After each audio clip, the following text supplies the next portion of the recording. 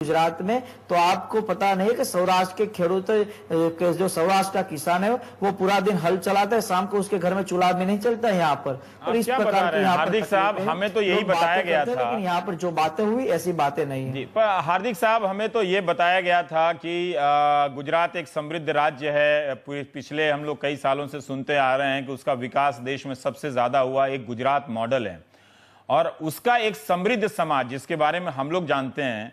मैं दावा नहीं कर सकता, लेकिन हमने वो सारी स्टोरियां पढ़ी कि कैसे अमीर लोगों ने गांव में आलीशान घर बनाए हैं। ये एक छवि है, अब चाहे जैसे भी है, लेकिन उसका एक सबसे अमीर और राजनीतिक रूप से ताकतवर समाज, जिसके बहुत सारे दर्जनों विधायक हैं, एमपी हैं, मंत्री हैं, वो उस समृद्ध गुजरात का जो ब्रांड एम्बेसडर है, वो अपने लिए अपनी गरीबी बताकर आरक्षण मांग रहा है। ये सच्चाई आप जानते हैं या सच्चाई जो हमें बताया गया है वो है? आपके पास जो सच्चाई आई है उसका दावा क्या है? गुजरात में कौन से गांव में बड़े बड़े मकान पाटीदार समाज के बनाए हुए हैं? हाँ, बने हुए, उनकी जमीनें चली गई है कोई इंडस्ट्रियल एरिया में, तभी वो सब कुछ बना है। और पहली बात कि जो सच्चाई है उस सच्चाई को हमें सीखना होगा, उस वास्तविक के रूप में हमें स्वीकारना होगा।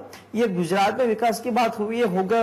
आज तो आप गाँव में चले जाओ, गाँव में पता चलेगा यहाँ पर कितने विकास हुए हैं। हम पाटीदार समाज के कई बच्चे आज शहर में आकर पढ़ाई करने के लिए तैयार होते हैं। जब जॉब की बात आती है गवर्नमेंट में, तो 25-25 लाख रुपए का फिक्स रेट चलता है। और उस विकास की बात साइड में, हम यहाँ पर हक मांगने की बात कर रहे हैं। गुजरात में सरकारी नौकरियों में 25 लाख का रेट चलता है, वहां तो भ्रष्टाचार मिट गया है।